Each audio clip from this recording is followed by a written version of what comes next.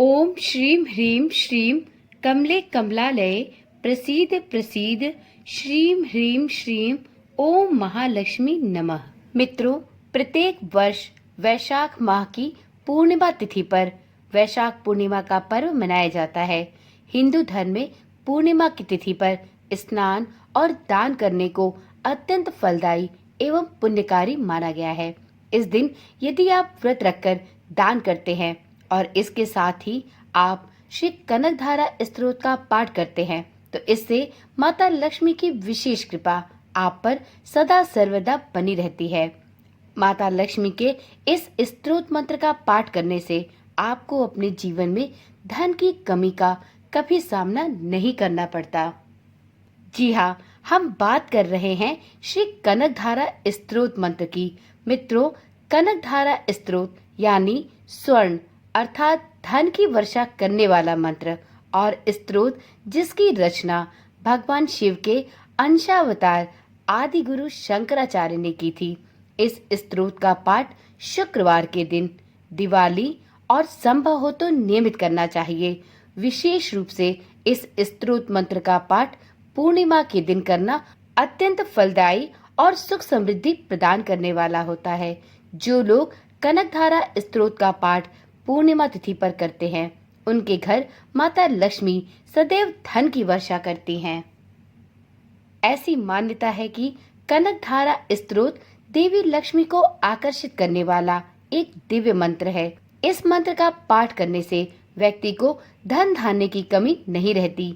देवी लक्ष्मी कनकधारा स्तोत्र का नियमित और पूर्णिमा तथा प्रत्येक शुक्रवार को पाठ करने वाले को धनवान और ऐश्वर्यवान बना देती हैं। वस्तुतः यह देवी लक्ष्मी को आकर्षित करने वाला एक विशेष मंत्र है जिसकी रचना एक विशेष परिस्थिति में आदि गुरु शंकराचार्य ने की थी। आज की वीडियो में हम सभी साधकगण श्री कनकधारा स्तोत्र मंत्र का पाठ करेंगे।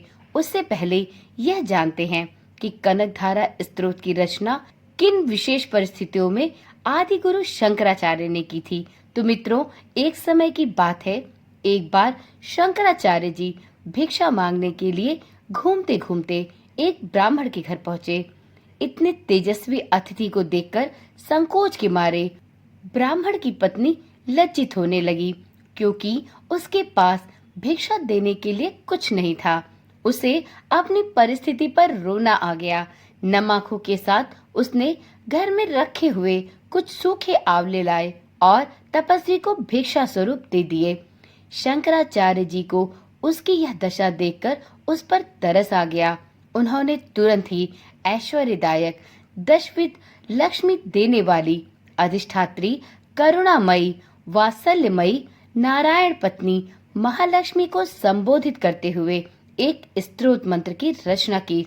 इस स्तोत्र का पाठ करने से वहां सोने की वर्षा होने लगी। यही कारण है कि इस स्तोत्र मंत्र का नाम कनकधारा स्तोत्र हुआ। कनक का तात्पर्य होता है सोना। वर्षा के समान सोना बरसने से ही यह स्तोत्र श्री कनकधारा स्तोत्र के नाम से प्रसिद्ध हुआ। मित्रों, यह मंत्र वैसे तो संस्कृत में है, परंतु यदि आप इस मंत्र को हिंदी में समझना चाहते हैं तो आपको आज इस वीडियो में श्री कनकधारा स्तोत्र मंत्र की हिंदी व्याख्या सुनाई जा रही है।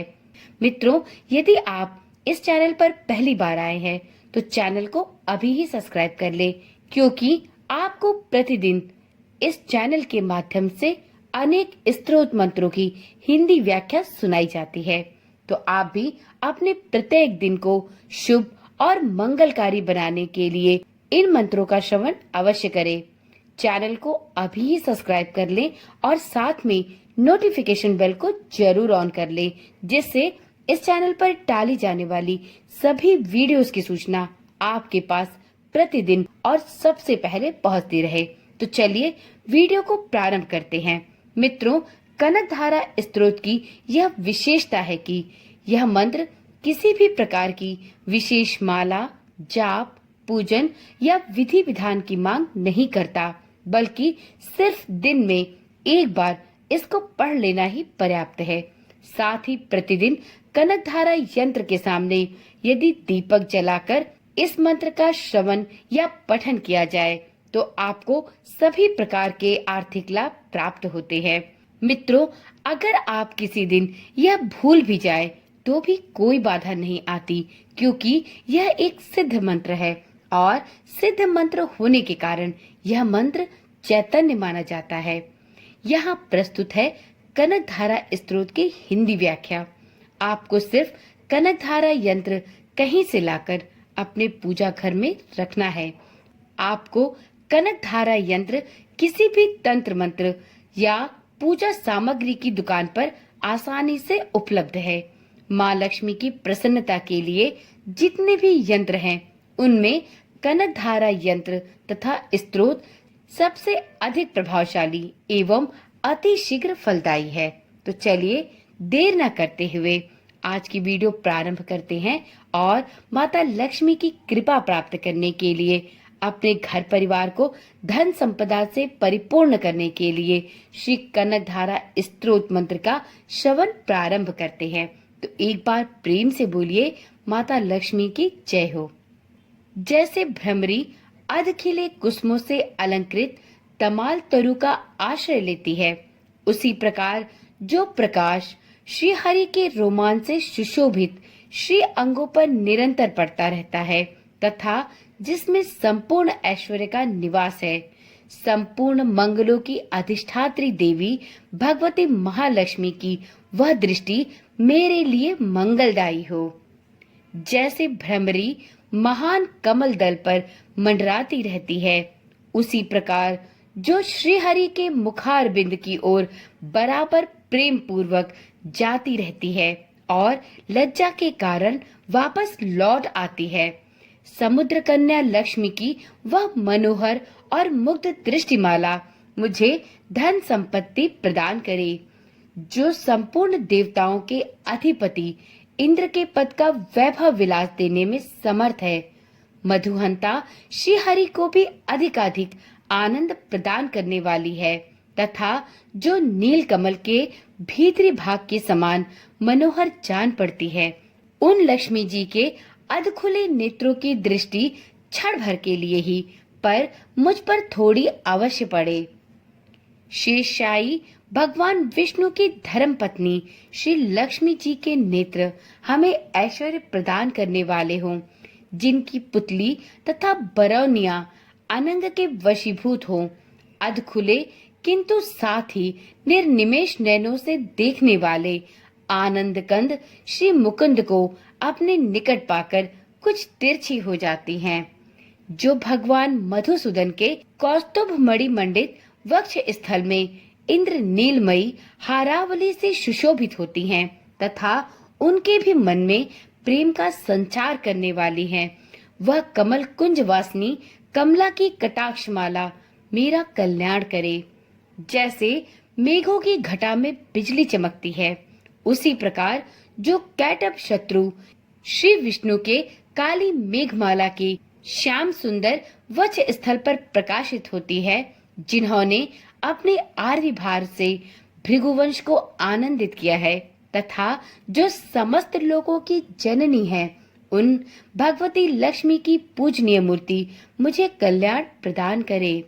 समुद्र कन्या कमला की वह मंद, अलस, मंथर और अधोर मिलित दृष्टि, जिसके प्रभाव से कामदेव ने मंगल में भगवान मधुसूदन के हृदय में प्रथम बार स्थान प्राप्त किया था, यहाँ मुझ पर भी पड़े।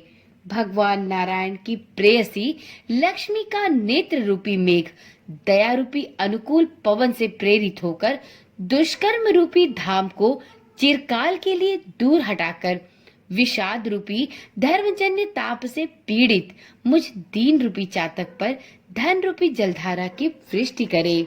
विशिष्ट बुद्धि वाले मनुष्य जिनके प्रीति पात्र होकर जिस दया दृष्टि के प्रभाव से स्वर्ग पद को सहज ही प्राप्त कर लेते हैं, पद्मासना पद्मा की वह विकसित कमल गर्भ के समान कांतिमयी दृष्टि मुझे मनोवांछित पुष्टि प्रदान करे। जो सृष्टि लीला के समय वाग देवता के रूप में विराजमान होती हैं तथा प्रलय लीला के काल में शाकंभरी अथवा चंद्रशेखर वल्लभा पार्वती अर्थात रुद्र शक्ति के रूप में अवस्थित होती हैं। त्रिभुवन के एकमात्र पिता भगवान नारायण की उन नित्य यौवना प्रेयसी अर्थात श्री लक्ष्मी जी को नमस्कार है। माता, शुभ कर्मों का फल देने वाली श्रुति के रूप में आपको प्रणाम है। रमणीय गुणों के सिंधु रूपा रति के रूप में आपको नमस्कार है।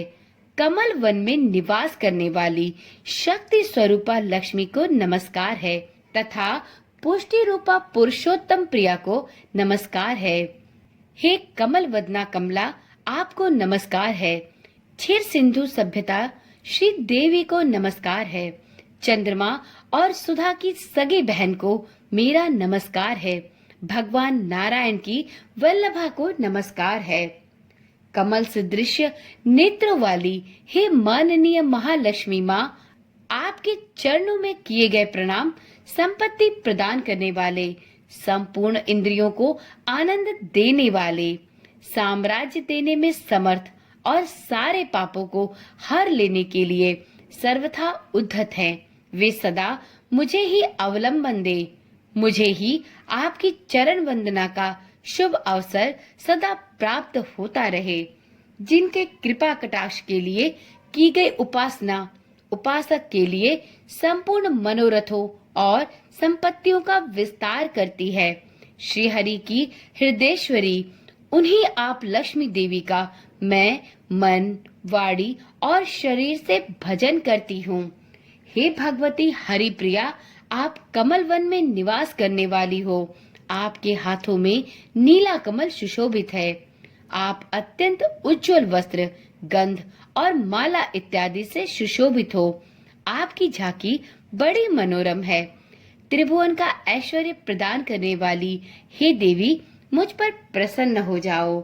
दिग्गजों द्वारा सुवर्ण कलश के मुख से गिराए गए आकाश गंगा के निर्मल एवं मनोहर जल से जिनके श्री अंगों का अभिषेक संपादित होता है, संपूर्ण लोकों के अधीश्वर भगवान श्री हरि विष्णु की गृहिणी और क्षीर सागर की पुत्री उन जगत जननी लक्ष्मी को मैं प्रातःकाल प्रणाम करती हूँ।